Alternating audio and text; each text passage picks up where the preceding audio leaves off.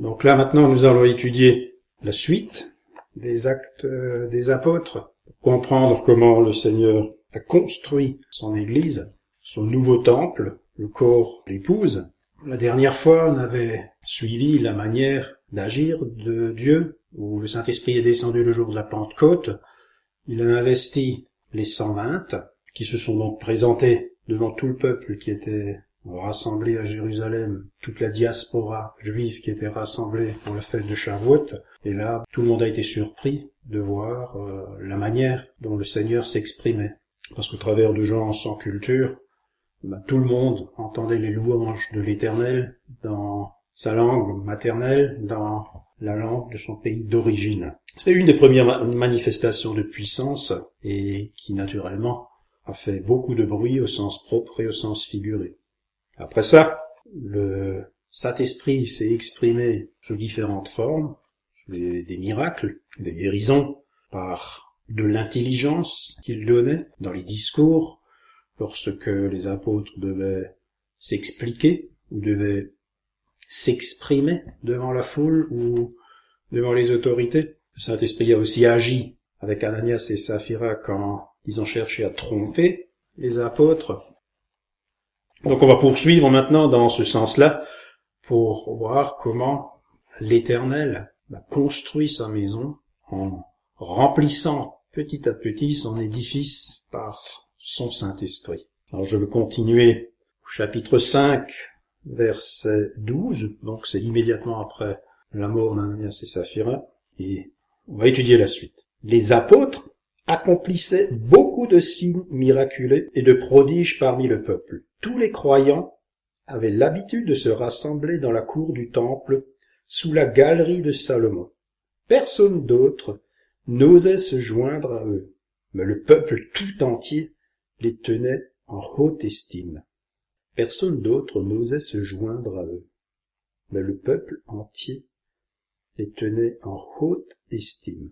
Donc, quand les apôtres venaient, et puis qu'ils rentraient dans le temple, ils étaient un sujet d'étonnement, mais aussi de crainte, parce qu'on n'arrivait pas à les classer, on n'arrivait pas à les mettre dans un compartiment connu, parce que tout ce qui était en train de se faire, en ce moment, c'était nouveau. Le Seigneur était en train de bâtir une maison neuve, avec des hommes neufs et un enseignement neuf. C'est une nouvelle alliance. Et donc, le peuple reconnaissait au travers des apôtres que le Seigneur agissait, mais l'enseignement traditionnel qu'ils avaient reçu générait en eux un doute, une crainte, qui faisait qu'ils n'osaient pas, pour la plupart, s'engager plus loin. Par contre, ils ne suivaient pas non plus les conseils des prêtres et des pharisiens, qui eux vouaient les apôtres aux gémonies, parce que forcément, ils les attaquaient frontalement dans leur système sacerdotal et leur enseignement.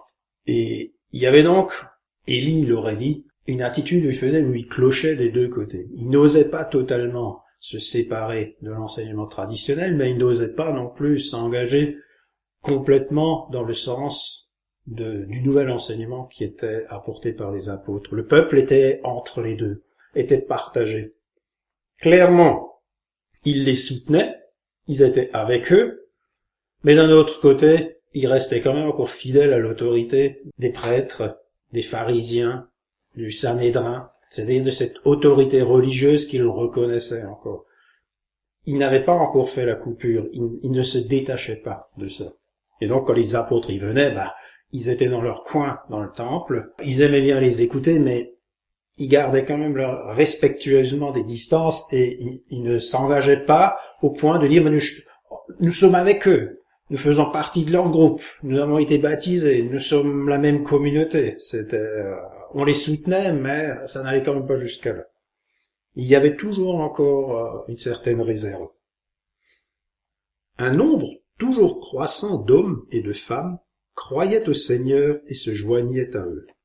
On allait jusqu'à porter les malades dans les rues, et on les déposait sur des lits ou des civières, pour qu'au passage de Pierre, son ombre au moins couvre l'un d'eux. Des villes voisines, même les gens accouraient en foule à Jérusalem pour amener des malades et des personnes tourmentées par de mauvais esprits, et tous étaient guéris. Donc là, cette fois, on se rend compte que la puissance de l'Esprit se libère. Clairement, le Seigneur soutient les apôtres dans leur action missionnaire. Ils commencent à Jérusalem à témoigner avec force et autorité de Jésus-Christ, de Jésus comme Machiar. Et le Seigneur soutient cette action. Et ça, c'est visible, puisque au départ, il y a eu une guérison, mais cette fois-ci, l'apôtre n'a même plus besoin de s'adresser à quelqu'un directement pour lui dire au nom de Jésus, tu es guéri. Le simple fait qu'il passe dans une rue et que son ombre touche un malade, ben ce malade était guéri. Donc là, c'est vraiment le Seigneur qui s'exprime de manière non retenue au travers des apôtres. On peut presque dire, le Seigneur fait totalement et complètement confiance aux apôtres, puisque il n'a pas besoin de retenir sa force et son autorité. On avait déjà un épisode de cette nature-là avec Jésus, lorsque une femme a touché la frange de ses vêtements et que cette femme a été guérie. Donc là, l'acte de foi suffit. Les gens, il suffit qu'ils croient dans les apôtres, qu'ils croient que ces hommes sont des envoyés de Dieu pour que la puissance de Dieu s'exprime. Là, le Seigneur, il agit en soulignant d'un gros trait rouge l'œuvre des apôtres, en appuyant avec la puissance de sa guérison, avec la puissance de son esprit où on peut libérer les hommes des démons. Le Seigneur appuie de son autorité l'action des apôtres. Et forcément, le clergé ne va pas réagir par rapport à ça. Parce que sinon, il se sera mis à dos toute la foule, parce que la foule, dans ce cas très précis, elle venait surtout pour les guérisons, elle venait surtout pour être soulagée, et un certain nombre des personnes qui étaient touchées ainsi par la grâce, par la puissance de Dieu, se convertissaient. Donc c'était vraiment une action puissante qui était faite au début, au premier jour de l'Église, afin que cette Église se consolide, se fortifie et grandisse. Mais c'est pas la totalité de la ville de Jérusalem qui se convertit, malgré qu'ils voyaient ces choses-là tous les jours.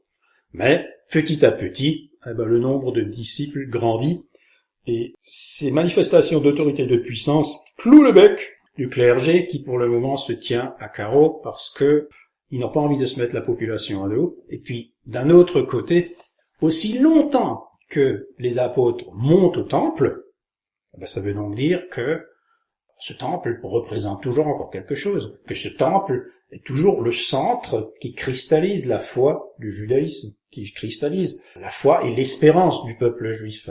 Donc le simple fait de monter au temple, à quelque part, ça conserve l'autorité de ceux qui officient dans le temple. Donc ils ont aussi un certain intérêt à laisser agir les apôtres. Aussi longtemps que les apôtres, disons, ne contestent pas directement l'autorité de ceux qui officient dans le temple et ceux qui enseignent dans le temple et ceux qui ont une charge sacerdotale dans le temple, ils font un compromis. Et ils se disent, effectivement, ils apportent un enseignement nouveau, ils apportent du neuf dans notre espérance et dans notre foi, mais d'un autre côté, ils bouleversent pas tout, ils ne renversent pas la table et ils ne détournent pas les gens du temple et puis des anciennes traditions. Ça, c'est encore des choses que le Seigneur lui-même va devoir organiser et que le Seigneur lui-même va devoir mettre en place. Ça, les apôtres, à cet instant-là, ne sont pas capables de le faire. Et d'un autre côté, le Seigneur ne va pas attendre non plus d'eux qu'ils le fassent. C'est un acte que Dieu se réserve. Définitivement couper le cordon ombilical avec Israël, et là je parle de tout le pays, avec tout ce qu'il contient, c'est-à-dire pas seulement le temple, mais la ville de Jérusalem et même tout le pays, ces choses-là, le Seigneur se les réserve à lui. C'est lui qui décidera, c'est lui qui organisera, et c'est lui qui fera en sorte que le retour ne soit plus possible. Mais pour l'instant, les choses se passent à Jérusalem et se passent dans le temple. Très progressivement, avec beaucoup de douceur, beaucoup d'abnégation, d'autorité et de patience, parce que c'est des choses qui sont nécessaires. On bascule pas comme ça d'un système dans un autre très brutalement, en bousculant tout et en renversant tout. Le Seigneur n'agit pas comme ça. Ce que le Seigneur il veut, c'est gagner les cœurs. Il veut pas obliger les gens, mais il veut que les gens qui viennent, le fassent dans un acte volontaire. On adhère volontairement en croyant qu'on vient par la foi, et pas parce qu'on est obligé ou parce qu'on vous y pousse. Le Seigneur, ce qu'il veut, c'est des hommes de cœur, ce sont des hommes sincères, ce sont des hommes justes. Il veut une église sanctifiée. La maison qu'il veut bâtir, il veut que ce soit une maison sainte, sur laquelle son esprit puisse s'appuyer, comme il est en train de le faire avec les apôtres. Il s'appuie sur les apôtres pour manifester sa puissance. Et pour l'instant, les choses ne se passent pas trop mal. Mais, à force de voir la foule se presser de manière toujours plus nombreuse et venir toujours plus loin pour voir les apôtres et pour voir la manifestation de Dieu à travers d'eux, forcément, dans leur cœur, le mal progresse. Alors, poussé par la jalousie, le grand prêtre et tout son entourage, c'est-à-dire ceux qui appartenaient au parti des Sadducéens, décidèrent d'intervenir. Ils firent arrêter les apôtres et les firent incarcérer dans la prison publique. Bon, encore, on sait que à cette époque-là, il y avait deux catégories de religieux qui se faisaient face, qui se supportaient, mais qui n'étaient pas sur la même ligne religieuse. Ils avaient un point commun, c'est qu'ils s'appuyaient sur la loi, ils s'appuyaient sur la Torah, mais par contre, là-dessus, s'était greffé un certain nombre de règles nouvelles, qui étaient des règles orales, des lois orales, et tout ce qui concernait les lois orales faisait qu'il y avait des dissensions parce qu'on n'était pas d'accord sur la manière d'interpréter cette loi. Et donc deux groupes s'étaient démarqués. Un, c'était les Sadducéens et l'autre, c'était les pharisiens. Alors les Sadducéens, c'était la classe sacerdotale qui sortait de la ligne de Tsadok.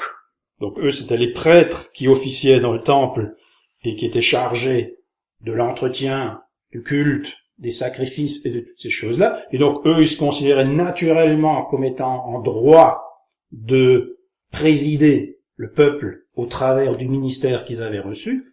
Eux, ils considéraient qu'ils avaient la fonction élective de droit, puisque ils étaient dans le temple et qu'ils officiaient dans le temple, donc automatiquement ils avaient l'autorité. Mais on sait que lorsque le premier temple a été détruit, le peuple a été déporté, et que donc, une fois qu'il n'y avait plus de temple, ce qui cristallisait la foi des Juifs, c'était plus le culte et le sacrifice au temple, mais c'était la foi dans les Écritures. Et donc, une nouvelle génération de religieux a commencé à se mettre en place, qui, elle, a commencé à écrire le Tanakh, c'est-à-dire, ils n'ont plus uniquement pris les 5 livres de Moïse, mais ils ont commencé à y rajouter tout un canon d'écriture qui étaient les psaumes, les cantiques, les proverbes, les premiers écrits des prophètes, toutes ces choses-là, ils ont commencé à les rassembler. Donc ils ont commencé à écrire la suite biblique de l'histoire du peuple juif, et leur tradition alors, à ces gens-là, se cristallisait, se focalisait sur l'étude et la compréhension de la parole de Dieu. Donc, ils écrivaient le Tanakh, ils écrivaient cette Bible hébraïque, mais en même temps, ils la commentaient, et en même temps, ils l'étudiaient, ils l'enseignaient aux gens. Et ça, c'est la voie du rabbinat, qui s'est mis alors en parallèle avec celle des prêtres. Les prêtres, n'ayant plus de temple, une nouvelle voie s'est mise en place, qui était celle de ceux qui écrivaient et qui enseignaient la parole de Dieu. Et les deux, ils ont marché de concert comme ça, jusque à la reconstruction du nouveau temple, la succession des royaumes. On sait que le premier exil a été consécutif à Babylone, après ça il y a eu les Perses, après ça il y a eu les Grecs. Et donc, comme ça a grandi, ça a poussé, ça s'est mis en place. Les Sadducéens et les pharisiens, ils étaient côte à côte et ils marchaient ensemble.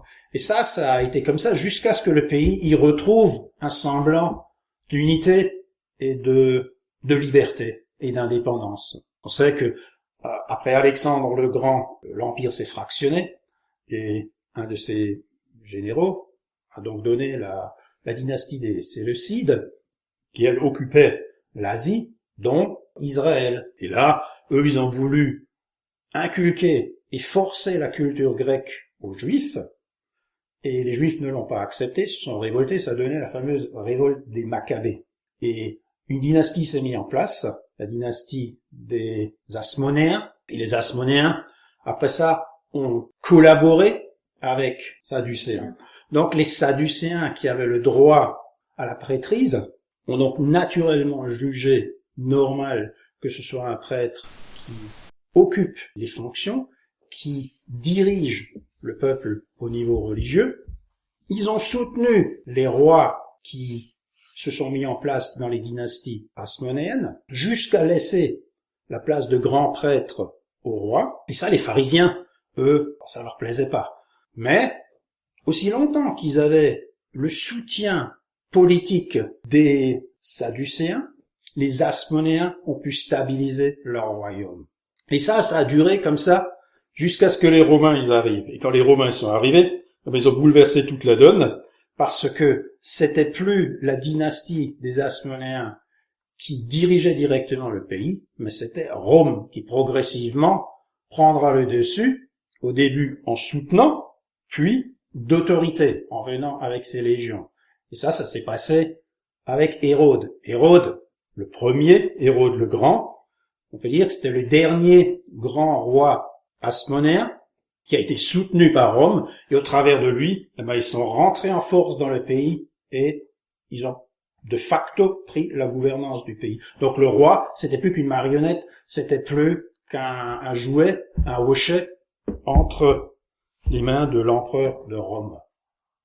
Derrière ça, il y avait cette guéguerre entre les Sadducéens et puis les pharisiens, et le simple fait que les Sadducéens ils soutiennent comme ça la dynastie hasmonéenne, et au travers de la dynastie hasmonéenne Rome, ça donnait aux pharisiens un certain renom et puis un certain pouvoir religieux supplémentaire, parce que les pharisiens, eux, ils voyaient ça d'un mauvais œil. Et donc, le peuple avait plus tendance à se tourner à ce moment-là vers les pharisiens que vers les Sadducéens, parce que le peuple n'aimait pas l'occupation romaine. Et donc, il y a petit à petit une mouvance religieuse qui a commencé à se faire dans la sphère religieuse juive, où, progressivement, c'est le rabbinat qui a commencé à prendre le dessus sur les prêtres. Et ça, c'est cette lutte d'influence, ces tensions politiques et toutes ces choses-là qui transpirent actuellement à travers cette période qu'on est en train d'étudier. Nous avons, avec les actes des apôtres, un certain nombre de bouleversements qui sont en train de s'effectuer dans le pays. Le Seigneur n'est pas venu n'importe quand. Il est venu au bon moment. C'est-à-dire au moment où la prêtrise, d'une certaine manière, qui collaborait avec l'ennemi, est en train de s'effondrer. Donc, dans le cœur du peuple, on n'était plus attaché à ces gens-là. On n'était plus attaché à leur manière d'agir.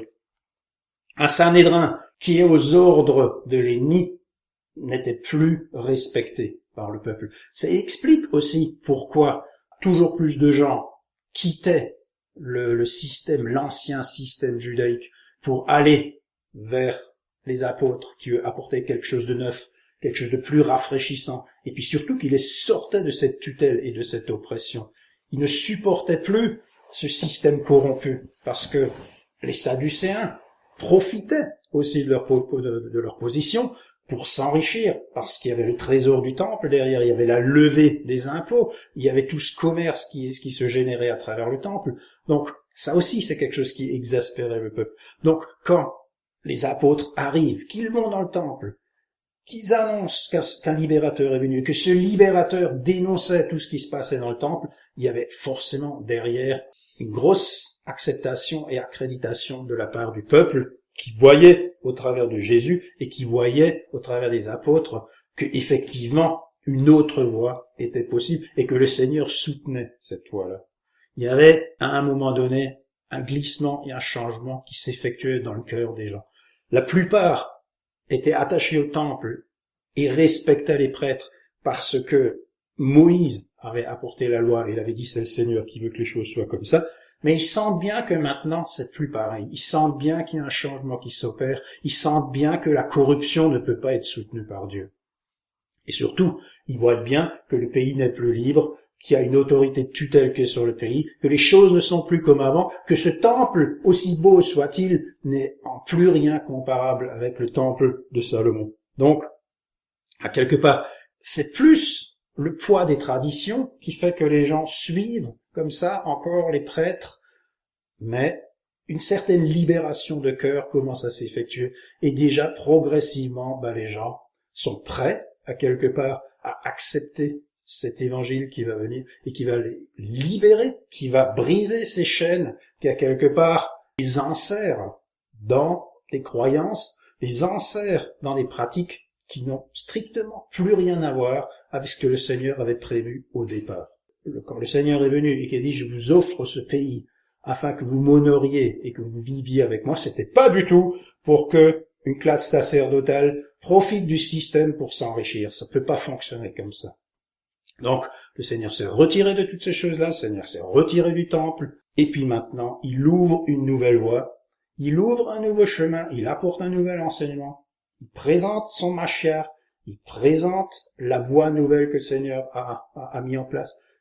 Il propose cette nouvelle alliance, mais il la propose aussi à un peuple qui est prêt à la recevoir, qui est prêt à l'accepter. Et donc, toujours plus de gens, même des prêtres, commencent maintenant à sortir progressivement de l'ancien système religieux pour aller retrouver et suivre les apôtres. C'est donc ça, il faut le conserver à la mémoire, il faut toujours se plonger dans l'époque, c'est ce qu'on essaye de faire au maximum ici. Donc, penser comme un juif, vivre comme un juif, mais dans son époque. Et c'était pas une époque facile à comprendre, parce qu'il y avait beaucoup de troubles, il y avait beaucoup de tensions, et a fortiori, quand les apôtres étaient là, parce que l'ancien royaume hasmonéen a été brisé, c'était plus un roi qui régnait dessus, mais c'était plusieurs rois, puis c'était les fils d'Hérode le Grand, chacun avait dans la tétrarchie une région très particulière, et donc, imaginez un petit peu l'ambiance, le peuple, qui voyait le pays partagé, et en plus par-dessus ça, la tutelle de Rome. Et au milieu de ça, un clergé corrompu. Donc, il y avait de l'exaspération, mais à tous les niveaux. Donc forcément, ça aidait, ça soutenait, et ça engageait ce courant de sympathie qui allait vers les apôtres. Ça, c'est aussi quelque chose qu'il faut considérer et qu'il faut garder en mémoire. Il y avait la puissance du Saint-Esprit, mais il y avait aussi toute une ambiance générale. Les gens, ils en avaient marre. Ils voulaient sortir de ça. Ils espéraient une ère nouvelle. Ils espéraient dans un temps messianique. Alors, poussé par la jalousie, le grand prêtre et tout son entourage, c'est-à-dire ceux qui appartenaient au parti des Sadducéens, décidèrent d'intervenir. Ils firent arrêter les apôtres et les firent incarcérer dans la prison publique. Mais pendant la nuit, un ange du Seigneur vint ouvrir les portes de la prison, et après avoir fait sortir les apôtres, il leur dit « Allez au temple, et là, proclamez au peuple tout le message de la vie nouvelle. » Les apôtres obéirent. Dès l'aube, ils se rendirent dans la cour du temple et se mirent à enseigner. De son côté, le grand prêtre arriva avec son entourage, et ils convoquèrent le grand conseil et toute l'assemblée des responsables du peuple d'Israël. Ils ordonnèrent d'aller chercher les apôtres à la prison et de les amener. Les gardes s'y rendirent, mais ne les trouvèrent pas dans le cachot. À leur retour, ils firent leur rapport. Nous avons trouvé la prison soigneusement fermée, les sentinelles étaient à leur poste devant les portes, mais quand nous avons ouvert le cachot, nous n'y avons trouvé personne. Cette nouvelle plongea le chef de la police du temple et les chefs des prêtres dans une grande perplexité. Ils se demandèrent ce qui avait bien pu se passer. Là-dessus, quelqu'un va leur annoncer. Les hommes que vous avez fait mettre en prison se tiennent dans la cour du temple et ils enseignent le peuple. Aussitôt, le chef de la police du temple s'y rendit avec un détachement de garde et ils ramenèrent les apôtres, mais avec ménagement, car ils avaient peur de se faire lapider par le peuple. Après les avoir ramenés, ils les introduisirent dans la salle du grand conseil. Le grand prêtre leur dit « Nous avions formellement interdit d'enseigner au nom de cet homme. Et voilà que vous avez rempli Jérusalem de votre enseignement. Et vous voulez nous rendre responsables de la mort de cet homme. Mais Pierre et les apôtres répondirent, il faut obéir à Dieu plutôt qu'aux hommes. Le Dieu de nos ancêtres a ressuscité ce Jésus que vous avez mis à mort en le clouant sur le bois. Et c'est lui que Dieu a élevé pour siéger à sa droite, comme chef suprême et sauveur, pour accorder à Israël la grâce de changer et de recevoir le pardon de ses péchés. Et nous sommes les témoins de ces événements, avec le Saint-Esprit que Dieu a donné à ceux qui lui obéissent. Ces paroles ne firent qu'exaspérer les membres du grand conseil, et ils voulaient faire mourir les apôtres. Mais l'un d'entre eux, un pharisien, nommé Gamaliel, se leva pour donner son avis. C'était un éminent enseignant de la loi, estimé de tout le peuple.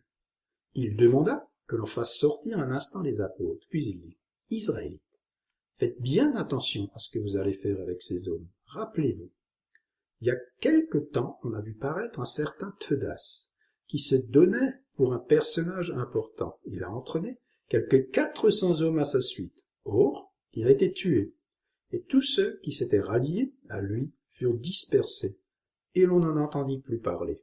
Après lui, l'époque du recensement, Judas de Galilée a fait son apparition. Lui aussi a attiré à lui bien des gens. Il a péri à son tour, et tous ses partisans furent mis en déroute. À présent, voici mon ami, ne vous occupez plus de ces hommes, et laissez-les partir.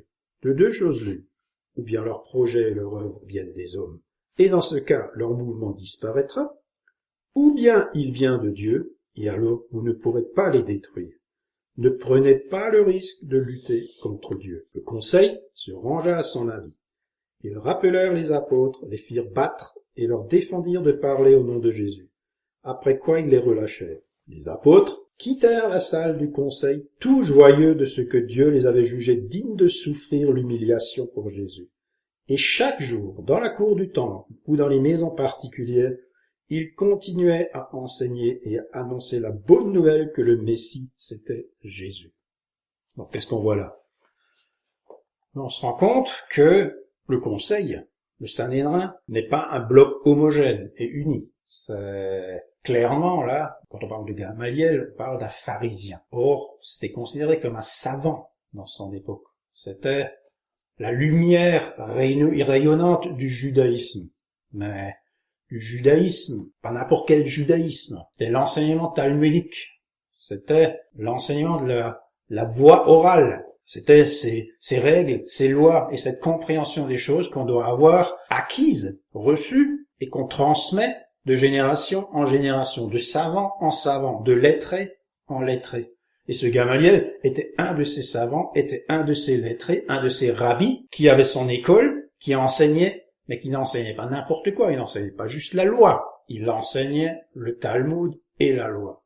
Comment il fallait interpréter cette loi? C'était donc cette fameuse école des pharisiens, cette voie des pharisiens, qui marchait en parallèle avec celle de la voie, je dirais, sacerdotale des fils de Tsadok, des Sadducéens. Et là, on sent bien, à un moment donné, qu'il n'y avait pas une unanimité. Loin de là, d'ailleurs.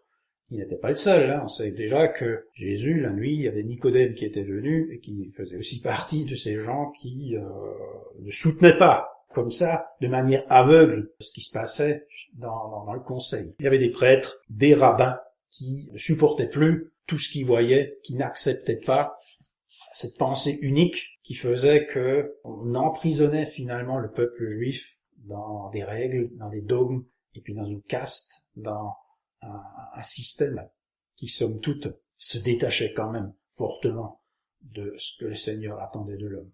Donc les apôtres, à quelque part, c'est aussi un révélateur de conscience, puisque lorsqu'ils sont présentés devant les chefs du peuple, les chefs religieux, quelque part, ces chefs religieux sont obligés de trancher, sont obligés de choisir. Est-ce qu'on les condamne? C'est-à-dire, est-ce qu'on perpétue, on accepte, et puis on pérennise l'ancien système, ou on reconnaît que c'est des envoyés de Dieu, puisque visiblement le Seigneur les accompagne, puisqu'il y a beaucoup de miracles. Il fallait choisir entre les deux. Il n'y avait pas de voie intermédiaire. Si on choisissait de les écouter et de les suivre, clairement, on pouvait plus rester dans le Sanhédrin. On ne pouvait plus être chef du peuple. Pourquoi? Parce que justement, Jésus condamnait ce qui se passait dans le Sanhédrin. C'était quand même le Sanhédrin, au travers de Caïphe, qui avait jugé et condamné Jésus. Donc si maintenant on tournait sa veste, et puis on suivait l'enseignement des apôtres, on se faisait baptiser, et on reconnaît Jésus comme le Mashiach, n'importe quel chef qui aurait fait ça dans le Sanhédrin, de facto, il était viré. Donc, en venant comme ça témoigner devant le Sanhédrin, quelque part, on force aussi les chefs du peuple à se prononcer, à faire un choix. Est-ce que vous voulez rester dans l'ancien monde et dans l'ancienne alliance, ou écouter la voix de l'Esprit de Dieu et suivre le chemin de la nouvelle alliance? Et là, clairement, ils se durcissent, ils raidissent le coup et ils refusent d'écouter les apôtres. Donc, en fait, en faisant ça, c'est à Dieu lui-même qu'ils sont en train de tenir tête. Mais ils ne vont pas jusqu'à tuer les apôtres, parce qu'ils auraient pu le faire, ils avaient l'autorité pour le faire, ils auraient pu les exécuter, ils auraient pu les faire lapider. Mais il y avait le jeu politique, il y avait la pression du peuple, il y avait beaucoup de choses qui étaient derrière, et il y avait aussi la puissance de l'Esprit de Dieu, parce qu'il est clair que lorsque Gamaliel parle, ce sont des paroles de sagesse, ce sont aussi des paroles d'inspiration.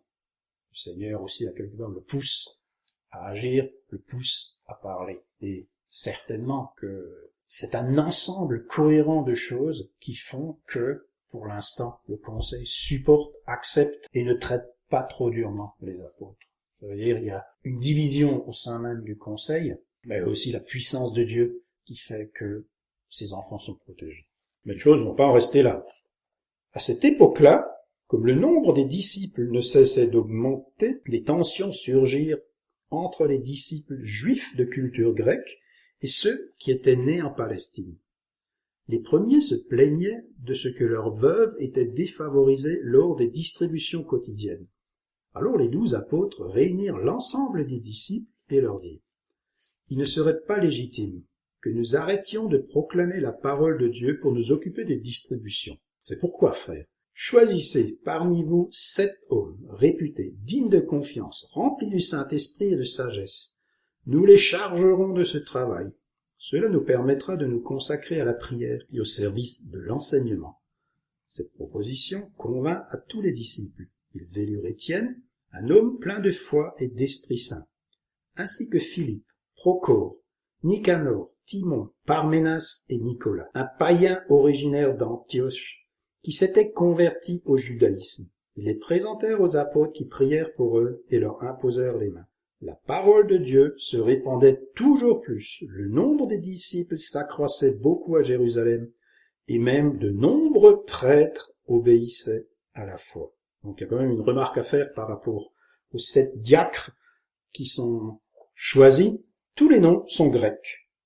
L'Assemblée semble avoir choisi uniquement des hommes émanant de la partie lésée. Donc là, il y a un certain nombre de gens qui n'étaient pas des juifs d'origine, mais qui sont devenus judaïsants par foi, qui ont accepté d'embrasser la foi du peuple juif et qui se sont convertis, mais c'était pas des juifs de naissance. Et donc ces gens-là venaient à Jérusalem, comme tous les autres, pour satisfaire aux exigences de la loi, et parmi ces gens-là, un certain nombre, lorsqu'ils ont entendu la parole de l'Évangile, ont accepté de suivre les apôtres et se sont convertis. Mais il y avait une différence qui se faisait au sein de la communauté où un certain nombre de personnes pensaient que parce qu'ils étaient juifs de naissance, ils avaient plus de droits que d'autres. La communauté était plus soudée quand c'était les juifs de naissance que quand c'était ceux qui venaient des nations. On les acceptait, on les aimait, mais on faisait une différence. Et ça pesait à quelque part. Et donc le Seigneur a agi de telle sorte qu'à partir de maintenant, l'organisation des choses matérielles ne soit plus donnée à des Juifs, ne soit plus organisée par des Juifs, mais justement par ceux qu'on considérait un peu comme des parents éloignés, comme des chrétiens de seconde zone. Le Seigneur voulait pas de ça. Le Seigneur voulait pas qu'il y ait des différences qui apparaissent au sein de sa maison et dans son Église. Et donc il a bien agi en inspirant les apôtres, en choisissant des hommes qui étaient justement ceux de la partie lésée. Ces Grecs qui ont embrassé la foi et puis qui maintenant marchent dans la voie de l'Évangile. Et non seulement ces hommes dont le destin était de simplement organiser les choses matérielles, vont grandir dans la foi, mais ils vont aussi grandir dans la puissance de l'esprit.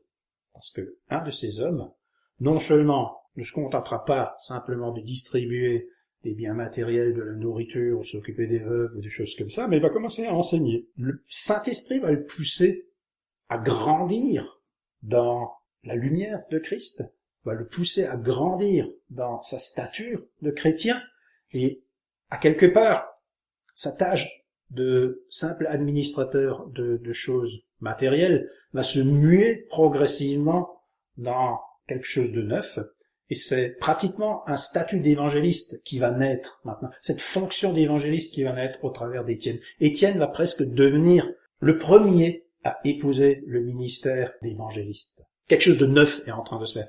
Et aussi, en choisissant volontairement quelqu'un qui vient des nations, progressivement aussi c'est un concept qui est grignoté dans la mentalité des Juifs de ce temps-là. N'oublions pas quand même que le cœur de la foi était construit sur les piliers qu'étaient les apôtres. Or, les apôtres, c'était tous des Juifs.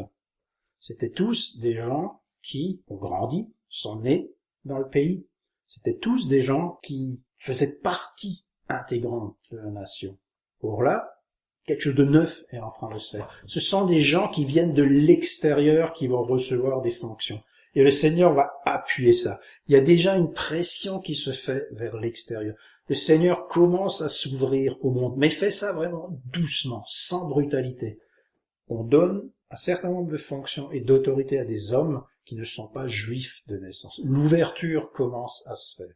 Étienne était rempli de la grâce et de la puissance divine et accomplissait de grands prodiges et des signes miraculeux au milieu du peuple. Il commence à agir comme les apôtres. Le Seigneur ne fait déjà plus la distinction entre les tout premiers, qui étaient les apôtres, dont c'était la charge, dont c'était l'autorité d'annoncer l'évangile. Mais déjà maintenant, ça se diffuse. Et ça se diffuse avec puissance. Le Saint-Esprit ne fait plus de distinction lorsque un homme marche dans sa lumière et agit avec sa volonté. Que ce soit un apôtre ou que ce soit un diacre, c'est pareil. À partir de ce moment-là, le Seigneur soutient et il agit. Alors, des membres de la synagogue, dite des affranchis, composés de Juifs de Cyrène, d'Alexandrie, de Cilicie et de la province d'Asie, se mirent à discuter avec lui. Mais ils se montraient incapables de résister à la sagesse de ces paroles que lui donnait l'Esprit. Donc, là, c'est les Juifs de la diaspora. Comme lui aussi, il venait étranger. Donc, on peut penser qu'à quelque part, une communauté d'esprit s'était faite, où un certain nombre de gens de l'étranger se rassemblaient dans une synagogue qui était particulière, parce que là, on se rend bien compte que le peuple juif n'était pas vraiment homogène, c'était pas très fluide, mais que c'était plutôt compartimenté. Pas seulement compartimenté dans les esprits, mais aussi compartimenté par rapport à son origine. Les Juifs de la diaspora n'étaient pas mis sur le même pied d'égalité que les Juifs qui vivaient dans le pays. On a pu voir qu'il y avait une différence très nette qui se faisait entre les gens qui avaient pour charge de travailler dans le temple et ceux qui enseignaient au travers de la voie du rabbinat. Il y avait des cloisons comme ça qui existaient dans la société juive. La société juive était morcelée, c'était une mosaïque. Et on avait déjà vu au travers des évangiles, par exemple, que ceux qui habitaient la région de Jérusalem, qui étaient de Judée, ne considéraient pas de la même manière ceux qui étaient de la Galilée. On voyait ça. Est-ce qu'on a déjà vu un prophète venir de Nazareth, par exemple, ce genre de choses. Donc, il y a presque du mépris. Là, je parle même pas des Samaritains, parce que là, c'était pire que tout. Ceux-là étaient considérés comme rien du tout. Malgré que, à quelque part, il y avait du sang juif dans la plupart des Samaritains. Mais, imaginez. Si déjà des Juifs entre eux font des différences simplement parce que ils habitent pas la même région, a fortiori ceux qui viennent d'un autre pays, et je parle même pas de ceux qui sont convertis des nations et qui sont venus par la suite. Donc, il devait y avoir comme ça des strates, en partant du temple. Au fur et à mesure qu'on s'éloignait, il y avait le bon Juif, celui-là qui faisait partie de la famille de Tsadok et de la lignée de Tsadok, et puis Après ça, on s'éloignait avec les pharisiens, donc de ceux qui enseignaient la loi. Mais encore fallait-il que tout ce joli petit monde soit des Judéens, et c'est encore mieux si on habite à Jérusalem. Et après, on s'éloigne. Comment ça s'éloigner comme ça? Donc, derrière ceux-là, il y avait ceux qui venaient de Galilée et puis de toutes les autres régions. Derrière ceux-là, il y avait ceux qui venaient des nations. Et derrière ceux-là, il y avait encore ceux des nations qui s'étaient convertis au judaïsme. Donc, parmi tous ceux-là, Étienne s'est retrouvé dans la synagogue des personnes dont il parlait la même langue, avec lesquelles il avait le plus d'affinité, le plus de contact. C'était ceux qui venaient, les Juifs qui venaient des régions lointaines, qui venaient de plus loin. Parce que lui-même venait certainement de ces endroits-là. Donc il les connaissait, il avait l'habitude de travailler avec eux, il les fréquentait, il allait à la synagogue avec eux avant qu'ils n'adhèrent à la nouvelle foi et qu'ils soient intégrés à la nouvelle alliance. Et donc, dans cette synagogue, il discute avec ces Juifs de la diaspora et c'est le clash. Parce que ces Juifs étaient quand même très attachés à la dogmatique du moment, étaient très attachés à l'autorité du Sanhédrin, et déjà le simple fait qu'on les considérait comme des Juifs de seconde zone, mais si en plus, par-dessus le marché, ils se mettaient à dos le Sanhédrin, et puis le clergé, et puis tout ce qui régnait dans la ville de Jérusalem, ça les aurait sans doute propulsés encore beaucoup plus loin dans la considération des Juifs autochtones. Donc, quand Étienne vient, et qu'il vient prêcher un nouvel évangile, et puis que ça se passe dans leur synagogue, les choses ne se passent pas aussi bien que ça. Donc ils veulent se débarrasser d'Étienne. Là-dessus, ils payèrent des gens pour dire « Nous l'avons entendu prononcer des paroles blasphématoires contre Moïse et contre Dieu. » Ils ameutèrent ainsi le peuple, les responsables du peuple et les spécialistes de la loi. Survenant à l'improviste, ils s'emparèrent d'Étienne et l'amenèrent au grand conseil. Là, ils firent comparaître de faux témoins qui déposèrent contre lui.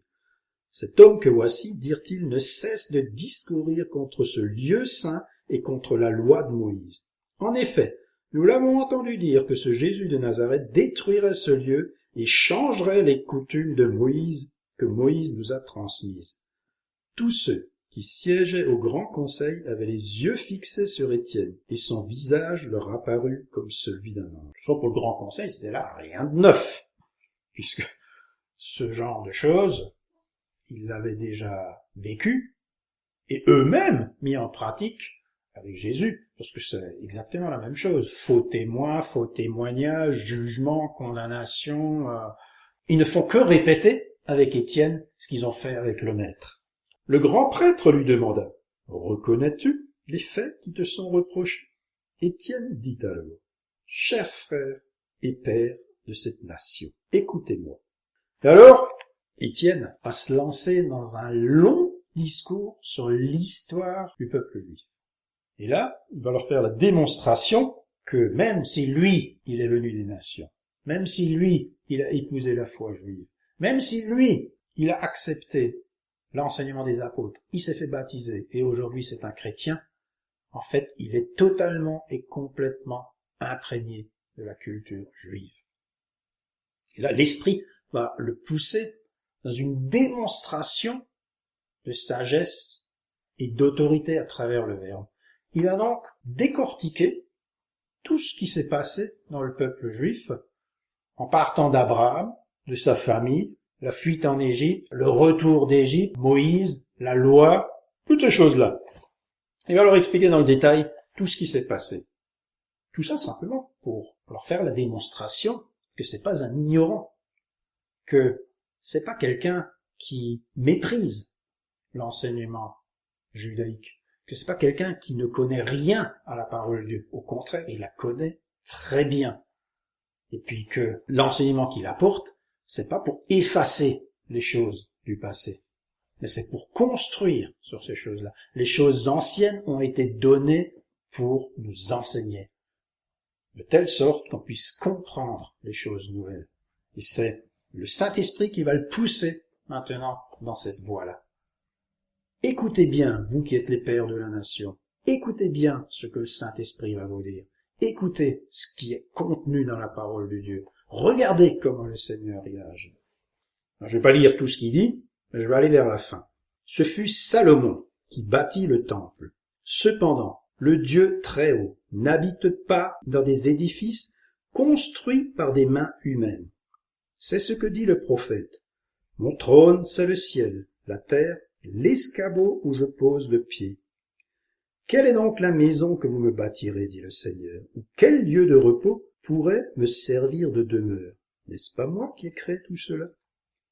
Ô vous, hommes obstinés, qui comme de véritables incirconcis gardez votre cœur et vos oreilles fermées, vous résistez toujours à l'Esprit Saint.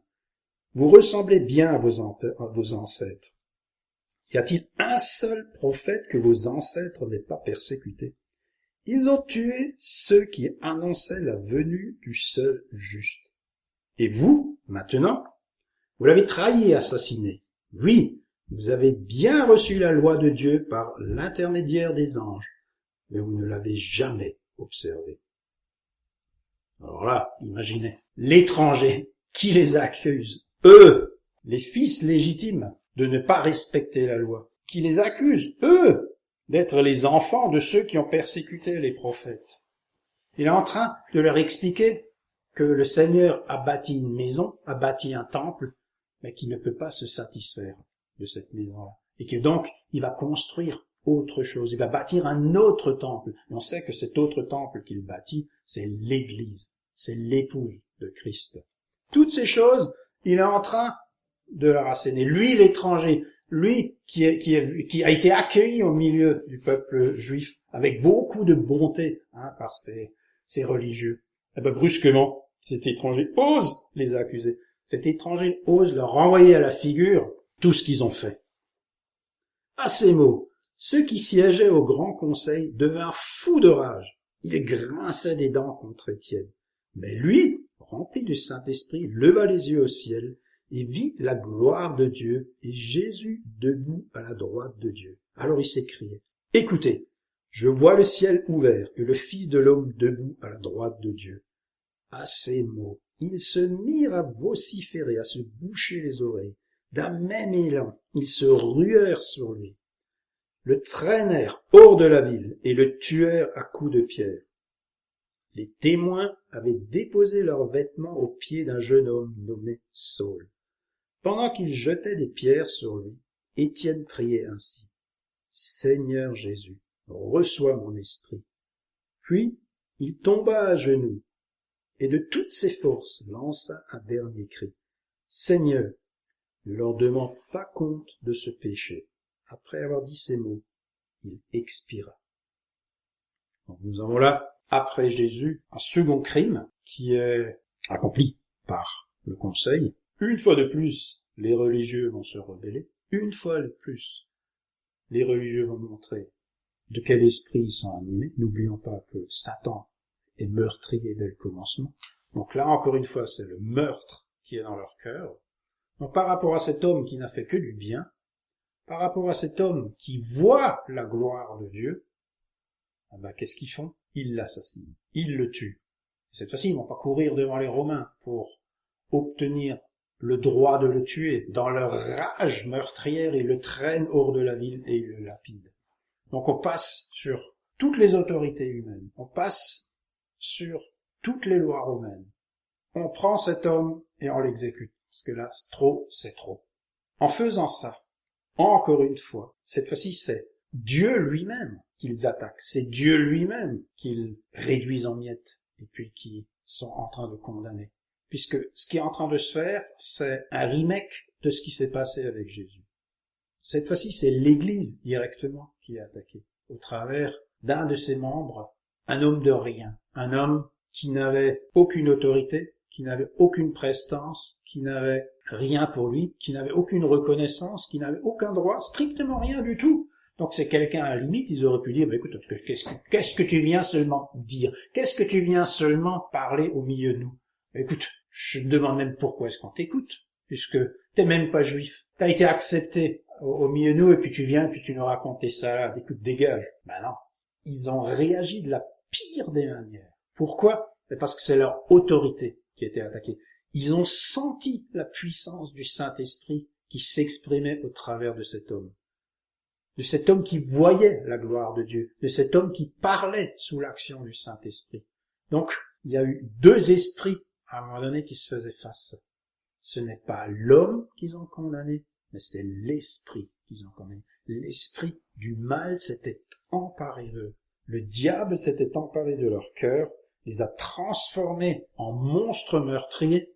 Pourquoi? Mais parce qu'ils ne pouvaient pas s'opposer, ils ne pouvaient pas faire face à la puissance de l'Esprit Saint. Donc, ne pouvant pas répondre, ne pouvant pas faire ce que cet homme faisait, cet homme de rien, vous vous rendez compte, Étienne, au milieu du peuple juif, ne représentait strictement rien. Et pourtant, il a réussi à déclencher la rage du conseil. Mais pourquoi? Mais parce que c'est la puissance de Dieu qui les dérangeait. C'est l'autorité de Dieu qui les dérangeait. Ils ne voulaient pas être bouleversés dans leur propre autorité. Ils ne voulaient pas qu'on remette en cause leur propre jugement. Ils n'acceptaient pas qu'on condamne leurs actes. Donc, ils avaient un juge devant eux. Ce juge, c'était Dieu qui était en train de leur signifier leur acte d'accusation. Encore une fois, au travers d'Étienne, Dieu s'adresse directement au conseil et les met en garde et leur dit faites attention, faites gaffe, parce que vous pouvez toucher aux hommes, mais n'oubliez pas que la puissance et l'autorité c'est moi. Donc le Seigneur a envoyé Étienne devant le grand conseil et ils l'ont tué et ils l'ont assassiné. Donc à quelque part c'est contre l'autorité de Dieu lui-même qu'ils ont agi. Mais derrière l'acte d'Étienne, il y a quand même quelque chose d'admirable qui se fait, parce que Étienne va mourir.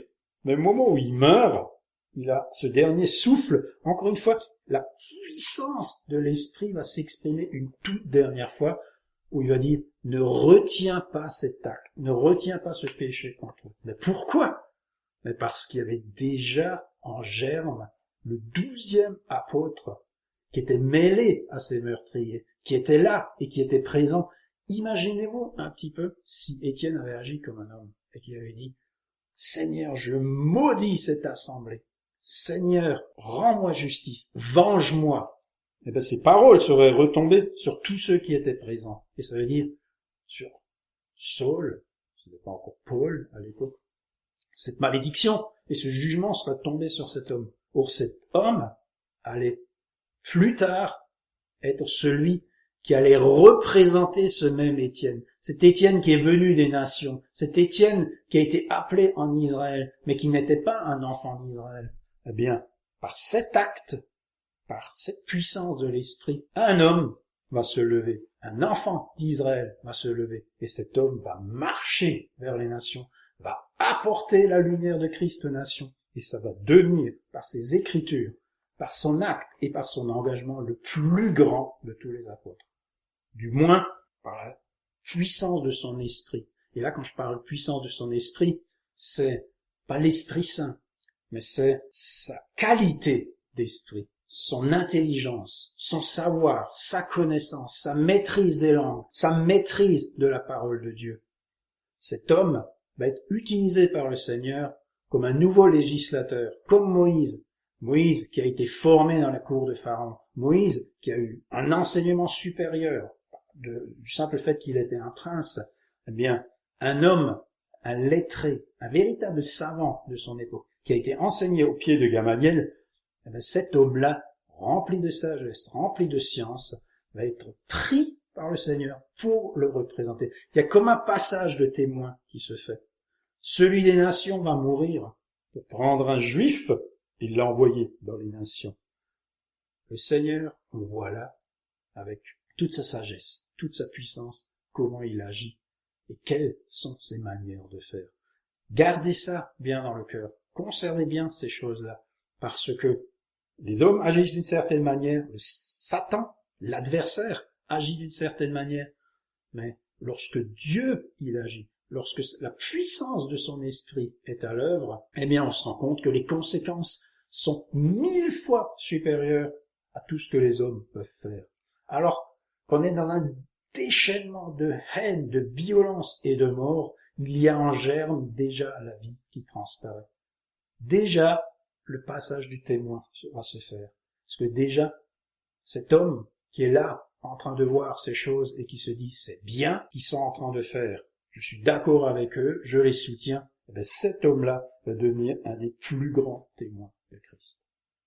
On va s'arrêter là-dessus, parce qu'après ça, on va rentrer progressivement dans un nouveau chapitre, et puis dans un nouveau contexte. On se rend compte qu'on progresse. Les choses ne sont pas monolithiques, ne sont pas figées. On avance progressivement, on se développe. Le Seigneur construit et bâtit sa maison selon son schéma, selon son plan. Quand on suit les actes des apôtres, c'est pas simplement la vie de certains hommes qui est décrite là-dedans, mais c'est toute l'architecture du plan divin qui se révèle en filigrane au travers des actes des apôtres. Les hommes construisent un temple nouveau par leur acte, par leur engagement, mais surtout parce que derrière, le Saint-Esprit leur dit exactement où telle pierre doit être posée, où tel fondement doit être creusé et consolidé. Le Seigneur, il agit. C'est lui qui bâtit son Église. Et il le fait pas après pas, mais de manière extrêmement précise et extrêmement structurée. Et on va voir que ça rentre, mais alors, pile poil dans ce que le Seigneur avait prédit et annoncé. On verra ça plus tard. Seigneur Jésus, encore une fois, puisses-tu donner à chacun la pleine compréhension de toutes ces choses, pour que lorsqu'il lise ta Bible, lorsqu'il pénètre ta parole, il puisse la comprendre avec profondeur, avec sagesse, que ta lumière les saisisse et les éclaire. Mon Dieu, bénis ton peuple, afin qu'il puisse vivre avec la même foi, la même énergie, la même constance et la même puissance que les apôtres, que tes enfants dans la première Église. Que ces paroles ne soient pas les paroles d'un souvenir, mais soient les paroles d'une espérance, celle qui est la nôtre aujourd'hui.